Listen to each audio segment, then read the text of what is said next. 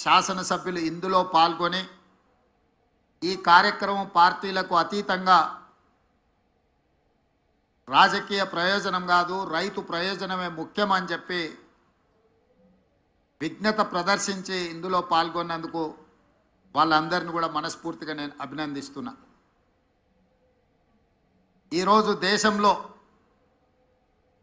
Corporate కంపెనీల యజమానులు వేలాది లక్షలాది కోట్ల రూపాయలు బ్యాంకుల ద్వారా అప్పులు పొంది వ్యాపారాలలో నష్టం వచ్చిందని చెప్పి లేదా తప్పుడు లెక్కలు చూపించి లక్షలాది కోట్ల రూపాయలు బ్యాంకులకు ఎగవేసి ఈ దేశాన్ని వదిలి పారిపోతున్నారు.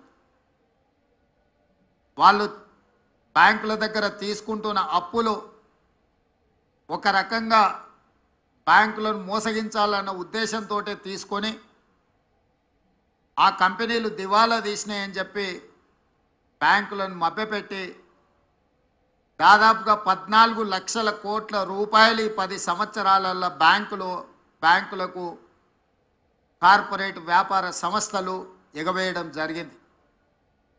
కానీ రైతు ఈ దేశంలో ఏ మూలన ఉన్నా, అది హర్యానా కావచ్చు, పంజాబ్ కావచ్చు, లేదా మహారాష్ట్ర కావచ్చు, తెలంగాణ కావచ్చు, తెలంగాణలో నిజామాబాద్ కావచ్చు, మహబూబాబాద్ కావచ్చు, లేకపోతే మహబూబ్ నగర్ కావచ్చు, రైతు 10 మందికి సహాయపడడానికి, 10 మందికి పట్టెడు అన్నం పెట్టడానికి, తన అప్పుల పాలైనా సరే తన వృత్తిని మానొద్దు, 10 మందికి ప్రయోజనం చేకూరాలి అని చెప్పి క్రాప్ లోన్ తీసుకొని వచ్చి పెట్టుబడిగా పెట్టి పంటలు పండిస్తే ఆ పంటలకు సరైన గిట్టుబాటు ధర రాకపోవడమో, పంట ఆశించిన మేరకు ఉత్పత్తి జరగకపోవడమో, వివిధ కారణాల చేత రైతు నష్టపోయి బ్యాంకులో పన్నులు తెచ్చుకున్న అప్పులు చెల్లించలేక, బ్యాంకుల్లో తెచ్చుకోలేని వాళ్ళు ప్రైవేటు వ్యక్తుల చేత అత్యధిక మిత్తితో తెచ్చుకొని వాళ్లకు చెల్లించలేక అప్పులవాడు ఇంటి ముందుకు వస్తే కుటుంబ సభ్యుల ముందు, భార్య బిడ్డల ముందు ఆత్మగౌరవం దెబ్బతిని ఏ సొంత పొలంలో సిరులు బండాలి అని ఆలోచన చేసినరో అదే సొంత పొలంలో పురుగుల మందు తాగి ఆత్మహత్యలు జరుగుతున్న విషాదకరమైన సంఘటనలు ఎన్నో మనం చూస్తున్నాం. అందుకే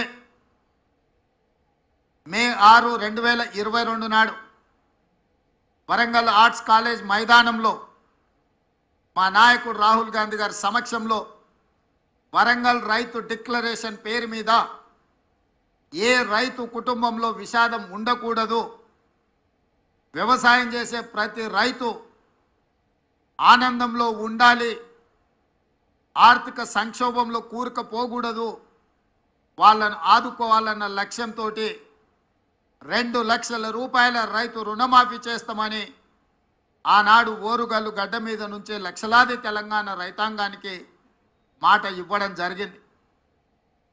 రైతు డిక్లరేషన్లో మేము మాట్లాడిన అంశాలను చాలామంది టీవీల ముందు, పేపర్ల ముందు అవహేళన చేస్తూ ఈ దేశంలో ఎవరూ చేయలేదు, తెలంగాణ రాష్ట్రంలో గత ప్రభుత్వం 2014లో 1 లక్ష రూపాయల రుణమాఫీ చేస్తా అని మొదటి విడత కాదు, 5 సంవత్సరాలు 60 నెలలు 4 విడతల్లో చేసి చివరికి అసలు కంటే మిత్తి ఎక్కువయి రైతుకు ఇచ్చిన 1 లక్ష రూపాయల రుణమాఫీ కూడా మిత్తిలకే సరిపోయి అసలు బకాయి అట్లనే ఉండే విధంగా ఆనాటి పరిస్థితులు.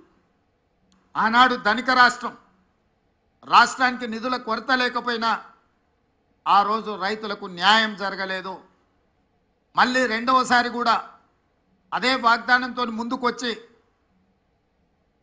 రుణమాఫీ చేస్తాం 1 లక్ష రూపాయలు అని చెప్పి అంచనాలు 19,000 కోట్లకేసి చివరికి 12,000 కోట్ల రూపాయలే రెండవసారి కూడా 4 విడతలలో చెల్లించి 7,000 కోట్ల రూపాయలు మొండి బకాయిలుగా రైతుల నెత్తి మీద అట్లనే వదిలేసి గత ప్రభుత్వము బాధ్యత నుంచి తప్పించుకున్నది. ఏది ఏమైనా 2 విడతలుగా కలిసి 10 సంవత్సరాలు 120 నెలలు కలిపితే కూడా 25,000 కోట్ల రూపాయలు గత ప్రభుత్వం చెల్లించలేకపోయింది. మేము అంచనాలేసి బ్యాంకుల నుంచి వివరాలు తెప్పించుకొని కమర్షియల్ బ్యాంక్సే కాకుండా అగ్రికల్చరల్ బ్యాంక్స్ నుంచి కూడా రైతులకున్న అప్పుల వివరాలు తెచ్చుకున్నప్పుడు 31,000 కోట్ల రూపాయలు దాదాపుగా లెక్క తేలింది. మంత్రివర్గ సమావేశంలో 31,000 కోట్ల రూపాయల రుణమాఫీ చేసి తీర్తామన్నప్పుడు అప్పుల్లో కూరుకుపోయిన తెలంగాణ రాష్ట్రం, ఆర్థిక సంక్షోభాన్ని ఎదుర్కొంటున్న తెలంగాణ రాష్ట్రం ఏ విధంగా ఈ రైతులకు రుణమాఫీ చేస్తారని చెప్పి చాలామంది మాట్లాడడం జరిగింది. కొంతమంది శాపనార్థాలు పెట్టడం జరిగింది. వాళ్ళు చేసిన అప్పులు వాళ్ళకి తెలుసు కాబట్టి వాళ్ళు ఒక నమ్మకంగా ఉన్నారు, ఎట్టి పరిస్థితుల్లో వీళ్ళు చెల్లించరు, ఆగస్టు నెలలో ఏదైతే మాట ఇచ్చిండో మాట తప్పుతాడు అని. నేను మా ఆర్థిక మంత్రి గారు మా అధికారులతో కూలంకషంగా చర్చించి ఇటు వ్యవసాయ శాఖ అధికారులు అటు ఆర్థిక శాఖ అధికారులను అందరినీ కూర్చోబెట్టి ఎట్టి పరిస్థితుల్లో రుణమాఫీ జరిగి తీరవలసిందే, దీంట్లో ముందుకు వెళ్ళవలసిందే, ఈ సంక్షోభాన్ని సమస్యను పరిష్కరించాల్సిందే అని చెప్పి ఖచ్చితంగా కూర్చొని ప్రణాళికలు రచించి అన్ని రకాలుగా నిధుల సమీకరణ చేసి ఈనాడు రెండవ విడత 6,198 కోట్లు దాదాపుగా 6,40,000 మంది పైచిలకు రైతు కుటుంబాలకు ఈరోజు చెల్లిస్తున్నాము. మొదటి విడతలో 6,098 కోట్లు దాదాపుగా 11.5 లక్షల రైతు కుటుంబాలకు లాభం జరిగితే ఈరోజు దాదాపుగా 6,198 కోట్లు 6.5 లక్షల రైతు కుటుంబాలకు మేలు జరుగుతుంది రెండవ విడతల అని చెప్పి నేను గర్వంగా ఈ వేదిక మీద నుంచి తెలంగాణ రైతాంగానికి విజ్ఞప్తి చేస్తున్నా. ఇది మా చిత్తశుద్ధి, ఇది మా పరిపాలన దక్షత. కాంగ్రెస్ పార్టీ గురించి ఒక మాటలో చెప్పాలి అని అంటే పండిత్ జవహర్లాల్ నెహ్రూ గారి నుంచి మొదలు పెడితే లాల్ బహదూర్ శాస్త్రి వరకు దేశ భద్రత, ఆహార భద్రతకు అత్యంత ప్రాధాన్యత ఇచ్చినాం.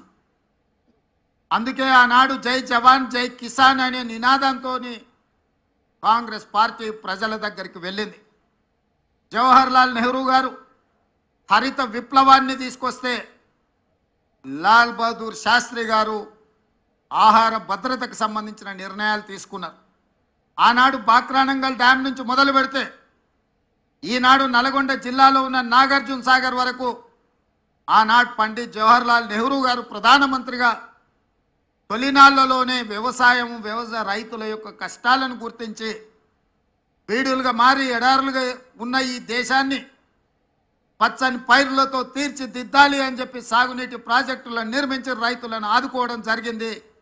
వారి వారసులుగా శ్రీమతి ఇందిరాగాంధీ గారు పేదలకు అప్పు పుట్టాలి అని అంటే పెద్ద పెద్ద వ్యక్తుల దగ్గర అప్పులు తెచ్చి బానిసలుగా మారుతుంటే బ్యాంకుల పేరు మీద ప్రైవేటు వ్యక్తుల చేతుల్లో ఆర్థిక వ్యవస్థ మొత్తం బందీ అయి ఉంటే బ్యాంకులను జాతీయీకరణ చేసి పేద రైతాంగానికి తక్కువ వడ్డీలతో రుణాలు ఇచ్చే విధంగా శ్రీమతి ఇందిరాగాంధీ గారు బ్యాంకుల జాతీయీకరణ చేసింది.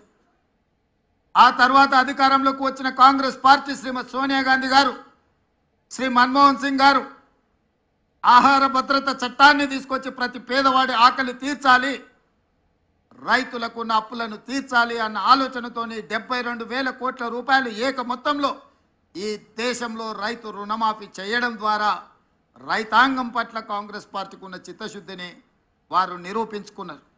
ఈరోజు ఈ వేదిక మీద నుంచి నేను గర్వంగా చెప్తున్నా, ఈ దేశ ప్రజలకు ఆహార భద్రత చట్టాన్ని తెచ్చింది కాంగ్రెస్ పార్టీ, విత్తన సబ్సిడీ ఇచ్చింది కాంగ్రెస్ పార్టీ, ఎరువుల సబ్సిడీ ఇచ్చింది కాంగ్రెస్ పార్టీ, వ్యవసాయ పనిముట్లకు సబ్సిడీ ఇచ్చింది కాంగ్రెస్ పార్టీ, ఉచిత కరెంట్ ఇచ్చింది కాంగ్రెస్ పార్టీ, రైతు రుణమాఫీ చేసింది కాంగ్రెస్ పార్టీ, రైతు బీమా పంటల బీమా తీసుకొచ్చింది కాంగ్రెస్ పార్టీ, రైతులు పండించిన పంటకు కనీస మద్దతు ద్వారా చట్టబద్ధత చేసి ఇవాళ రైతులను దళారులు మోసగించకుండా పండించిన పంటకు గిట్టుబాటు ధర ఇచ్చే చట్టాలను తీసుకొచ్చింది కాంగ్రెస్ పార్టీ.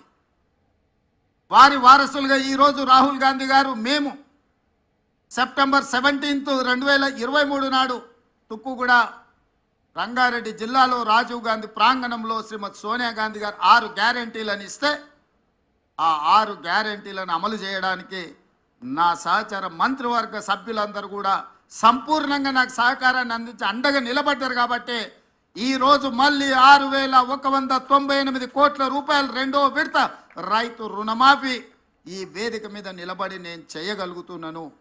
ఇది మా చిత్తశుద్ధి. మా చిత్తశుద్ధిని ఎవరు శంకించలేరు, మా ప్రణాళికల్ని ఎవరు ప్రశ్నించలేరు. అందుకే ఈరోజు ఇంత మంచి కార్యక్రమాన్ని ఆలస్యం చేయొద్దు. 2 వారాలు కూడా పూర్తి కాలే. జూలై 18, 2024 నాడు మొదటి విడత 1,00,000 రూపాయల వరకు ఉన్న వాళ్ళకి అందరికీ మొదటి విడతలో వాళ్లకు అప్పులు చెల్లించి ఇప్పుడు 0 నుంచి 1,50,000 వరకు ఉన్న రైతులందరికీ ఇవాళ ఈ గంటలో మనం వాళ్ళ రుణాలను మాఫీ చేస్తున్నాం. నెల తిరగక ముందే 0 నుంచి 1,50,000 వరకు ఉన్న దాదాపుగా 18 లక్షల మంది రైతుల రుణాలను మాఫీ చేసి మా చిత్తశుద్ధిని నిరూపించుకున్నాం. ఇక 0 నుంచి 2 లక్షల వరకు ఉన్న రైతు రుణమాఫీని ఆగస్టు నెలలో చేసి ఆగస్టు నెల రైతులకు దేశానికి ఎట్లయితే స్వతంత్రం వచ్చిందో, పరాయి పీడనలో విముక్తి కలిగిందో, బ్యాంకుల నుంచి అప్పు రుణ విముక్తులను చేసి స్వేచ్ఛ జీవులను రైతులను చెయ్యాలనేదే మా ఆలోచన. జూలై నెల, ఆగస్టు నెల చరిత్రలో లిఖించదగిన నెలలు. నేను ఒక్క మాట స్పష్టంగా చెప్పదలుచుకున్నా. 77 సంవత్సరాల స్వతంత్ర భారతదేశంలో ఏ రాష్ట్రం కూడా 31,000 కోట్ల రూపాయల రుణమాఫీ చెయ్యలేదు. ఈరోజు తెలంగాణ రాష్ట్రం మా ప్రభుత్వం చేసింది. ఇది దేశ చరిత్రలోనే రికార్డ్. ఈ రికార్డ్ రైతుల కోసమే చేసినాము, రైతులను ఆదుకోవాలన్న ఆలోచనతో చేసినాము. ఇవాళ మేము రుణమాఫీ చేసినామంటే ఎన్నికలు లేవు, మేము ఓట్లు అడగడం లేదు. ఎన్నికలు ఉన్నప్పుడు ఓట్లు అడిగినప్పుడు రాజకీయ పార్టీలు ఇట్లాంటి నిర్ణయాలు చేస్తాయి తప్ప రాజకీయ ప్రయోజనం లేకుండా రైతు ప్రయోజనం కోసం ఎప్పుడు జరగలే. కానీ మేము రైతు ప్రయోజనానికి ప్రాధాన్యత ఇవ్వాలన్న ఆలోచనతో ఏ ఓట్లు లేనప్పుడు, ఏ సీట్లకు ఎన్నికలు జరగనప్పుడు ఈరోజు ఈ కార్యక్రమాన్ని తీసుకోవడం ద్వారా రైతులకు అండగా నిలబడతామన్న విశ్వాసాన్ని మేము కల్పించదలుచుకున్నాం. బ్యాంకర్స్ కూడా ఒక మాట, కార్పొరేట్ కంపెనీలు అప్పులు చేస్తే మొండి బకాయిలుగా మారితే చెల్లిస్తాం, 1 టైం సెటిల్మెంట్ చేయండి అని అప్పు 10 లక్షలు ఉంటే దాన్ని 3 లక్షలకే తగ్గించుకొని కుదించుకొని అప్పులు చెల్లిస్తుంటారు. కానీ ఇవాళ రైతుల ఆత్మగౌరవం దెబ్బ తినకూడదు అని చెప్పి మా బట్టి విక్రమార్క గారు మేము ఆలోచన చేసి మేము 1 టైం సెటిల్మెంట్ అడగలే, ఫుల్ టైం సెటిల్మెంట్ చేసినాం. మీకున్న మొత్తం 1 పైసా తగ్గకుండా మీ ఖాతాలు వేసినాం. ఇవాళ 7 లక్షల కోట్ల రూపాయలు రాష్ట్ర ప్రభుత్వం మీద అప్పుల భారం మోపిన పోయిన ప్రభుత్వం. వారు చేసిన అప్పులకి ఈడున్న పాత్రికేయ మిత్రులకు, నా సహచర శాసనసభ్యులకు తెలవాలి. 6 నెలల్లో మన ఆర్థిక మంత్రి బట్టి విక్రమార్క గారు పోయినాయన చేసిన అప్పులకు 43,000 కోట్ల రూపాయల మిత్తి కట్టిండయా.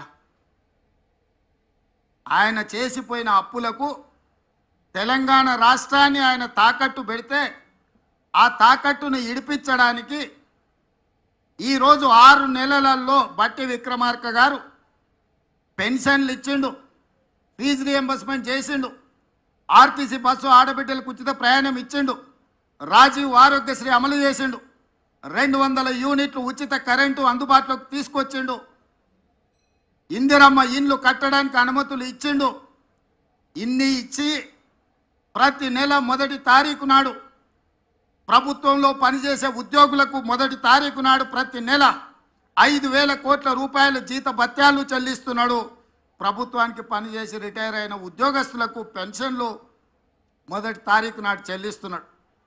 అంగన్వాడీ నుంచి ఆశా వర్కర్ల వరకు ఈ ప్రభుత్వం మీద విశ్వాసం కలిగేటట్టు ప్రతి నెల మొదటి వారంలోనే వాళ్ళ జీత భత్యాలు చెల్లిస్తూ ఇన్ని కార్యక్రమాలను ఆగకుండా చూసుకుంటూ ప్రతి సమస్యను పరిష్కరించుకుంటూ ఒక్కొక్కటిగా అధిగమించుకుంటూ పోయినాయన చేసిన అప్పు 6 నెలల్లో 43,000 కోట్ల రూపాయలు చెల్లించి ఈనాడు రైతుల కోసం దాదాపుగా 12,500 కోట్ల రూపాయలు సరిగ్గా 12 రోజుల్లోనే చెల్లించి మా